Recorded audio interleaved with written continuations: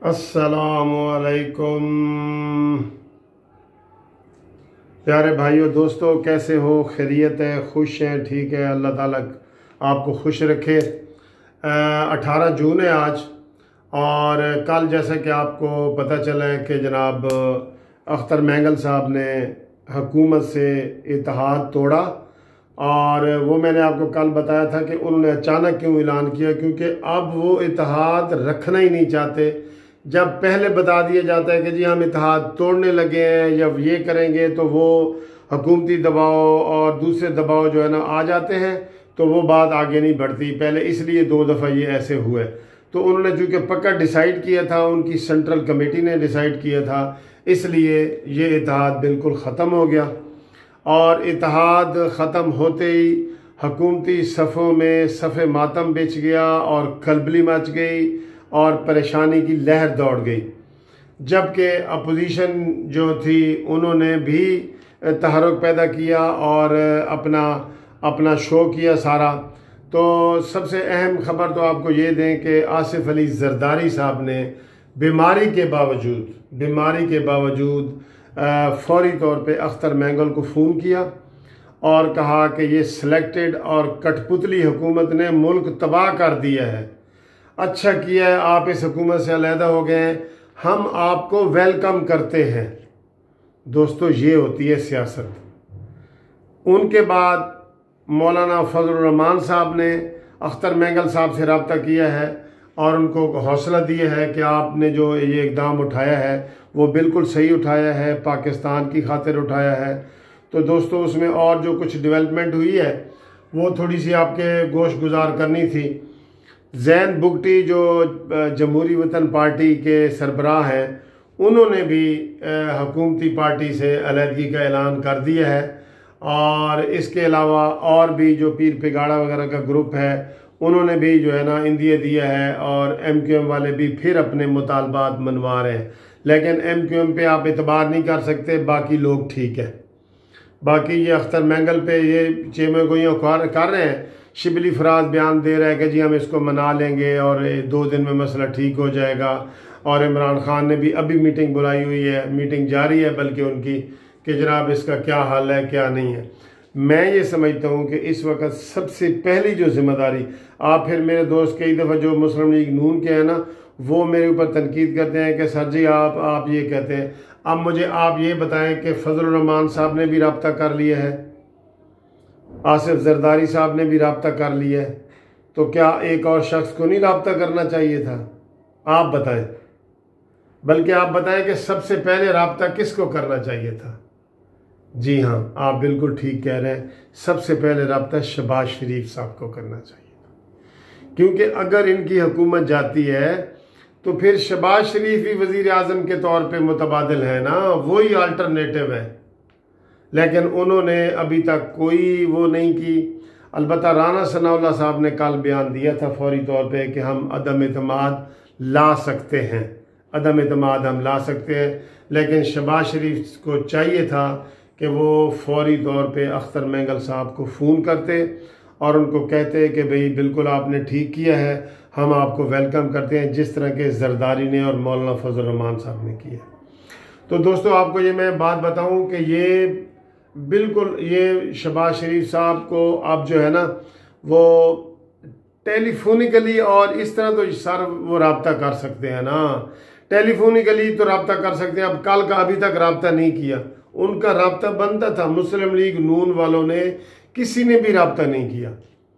बल्कि राना सनाउल्लाह को जब रात को टीवी पे सवाल पूछा गया कि सर इसमें आपने कौन से रब्ता किया था और इसमें आप भी कभी कोई हाथ है, तो उन्होंने कहा ना हमारा कोई हाथ नहीं है और हम देखेंगे और ये वो इस तरह करके उन्होंने कहा है। वो बल्कि कहते कि जी हम तो MQM वालों से भी बात कर रहे हैं, हम पीर पिगाड़ा से भी बात कर रहे हैं, हम काफ लीग से भी बात कर रहे हैं। भाई धड़ल्ले से काम करो। इन मुकदमात में बेशक आप फंसे हुए हैं, हम मानते हैं, लेकिन पॉलिटिकल काम भी तो करना है ना, सियासी काम भी तो करना है। आप ये कहें जी कि हम इसमें फंसे हुए हैं और हम कुछ नहीं कर सकते, तो फिर आप पीछे रह जाएंगे। अब आप देख लेना कि इसमें सबसे ज़्यादा जो दोबारा काम है ना, वो मौलाना फजल रहमान साहब करेंगे, जो हालांकि इस वक्त असम्बली में मौजूद भी नहीं है और उनकी सिर्फ 9 सीटें हैं।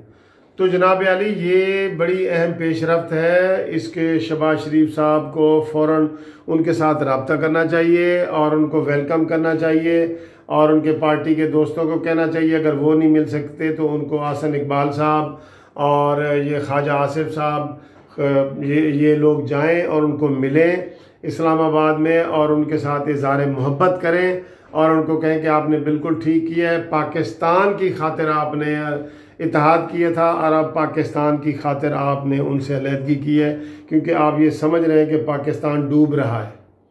ना सिर्फ ये कि उन्होंने आपके साथ वादे नहीं किए, बल्कि किसी के साथ भी नहीं किए, कोई वादा इफ़ा नहीं किया, वफा नहीं किया, कोई वादा भी पीटीआई की हुकूमत ने। तो ये उनके लिए है कि वो इसको तेज़ करें। और मैं से समझता हूँ, मेरा ये व्यू है, पॉलिटिकल व्यू है, मैं भी स्टूडेंट लीडर से सियासत में रहा हूँ, अगर शहबाज शरीफ साहब मुतहरिक हो जाएं फुल नंबर के साथ, शहबाज शरीफ साहब मुतहद हो जाएं, मैं आपको यकीन दिलाता हूँ कि ये हुकूमत बजट भी पास नहीं करवा सकती। बजट में ही अदम एतमाद की भी ज़रूरत नहीं होती। आपको पता है जो माली बिल होता है ना, वो अगर फेल हो जाए तो हुकूमत को इस्तीफ़ा देना पड़ता है। ये इसी बजट में भी उनका इस्तीफ़ा हो जाएगा, लेकिन सर जी कोई आगे आएगा तो इस्तीफ़ा होगा ना,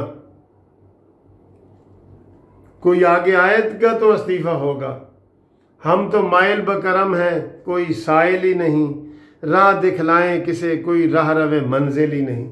जब कोई राह रवे मंजिल ही नहीं है तो जनाब अली ये कैसे बेल मंडे चढ़ते। अब सब लोगों की ये ख्वाहिश है, जो पाकिस्तान के लोग हैं, पाकिस्तान में बैठे हैं या पाकिस्तान से बाहर बैठे हैं, वो चाहते हैं कि पाकिस्तान में ये तब्दीली का जो नारा झूठा साबित हुआ है, जिससे पाकिस्तान की मईशत और सब कुछ तबाह हो गया है, उसमें अब हकीकी तौर पे उससे जान छुड़ाई जाए आवाम की। इसलिए तो कहते हैं ना, सर अल्लामा इकबाल ने कहा था कि जो लीडर होता है ना, लीडर, उसके लिए उन्होंने शेर कहा है कि निगाह बुलंद, सुखन दिल नवाज, जां पुरसोज, यही है रख्ते सफ़र मीरे कारवां के लिए। जो मीरे कारवां है उसकी निगाह बहुत बुलंद होनी चाहिए, उसको दीवार के पीछे से भी नजर आना चाहिए। और सुखन दिल नवाज, जो बातें हो बड़ी प्यारी बातें वो करे। जैसे हम अक्सर आपको मैं कहता हूँ कि कूलू लिन्ना से हुस्ना, कि जब भी लोगों से बात करो तो अच्छी बात करो। तो दोस्तों, इसमें ज़रूर प्रोग्रेस होगी। मैं आपको यकीन दिलाता हूँ, जो लोग कई मुझसे सवाल पूछ रहे हैं, मैं आपको अभी आज ही कह रहा हूँ कि अगर शहबाज शरीफ अपने पूरे ज़ोर शोर के साथ ये मुतहरिक हो जाए, मैं आपको कह रहा हूँ कि ये बजट से पहले ये हुकूमत जाती है। लेकिन अगर उधर से कुछ नहीं होता, अब आप देख रहे हैं, आपको मैंने 2 मिसालें दे दी हैं कि आसिफ जरदारी शदीद बीमार हैं, उन्होंने अख्तर मैंगल को फ़ोन कर दिया है, मौलाना फजल रहमान ने कर दिया है, तो अब कौन पीछे रह गया? तो इनको भी होश के नाखून लेना चाहिए। ये अपने बचाते हैं, ये डिफेंसिव होके बैठे हैं, ये हमला नहीं कर रहे। अभी तक मैंने आपको रिकॉर्ड में बताया कि एक भी हमले वाली प्रेस कॉन्फ्रेंस शहबाज शरीफ ने नहीं की, जिसको जो हमला जिसे कहते हैं। शहबाज शरीफ प्रेस कॉन्फ्रेंस करे ना कि ये फॉरनर्स आपने इर्द गिर्द बिठाए हैं, ड्यूअल नेशनल वाले, ये कौन है, मैं अदम एतमाद लाऊंगा, मैं इस तरह की बात तो कर सकते हैं। एक दिन असम्बली में तकरीर की तो वो भी इन्होंने कहा जी कि इमरान खान, तुमने हमें अनारकली को जैसे दीवार में चुना गया, आपने हमें वैसे ही दीवार में चुन दिया है। भाई ऐसी बातें नहीं होती। आज जनाब आगे बढ़ के आए, आपके जो दूसरे और तीसरे दर्जे की क़यादत है ना, वो आपसे ज़्यादा एक्टिव है, लेकिन उनको भी आपने रोका हुआ है, उनको भी रोका हुआ है। मरियम बीबी को भी आप काम करने नहीं, तो फिर आप मुस्लिम लीग नून के खैर खा हैं कि नहीं है, मुझे ये बताएं। अब इतना बड़ा वाक़या हुआ है, खुद ब खुद, चले जी, खुद ब खुद अख्तर मैंगल साहब निकल गए हैं, तो क्या शहबाज शरीफ का फ़र्ज़ नहीं बनता था कि पहले घंटे में फ़ोन करता?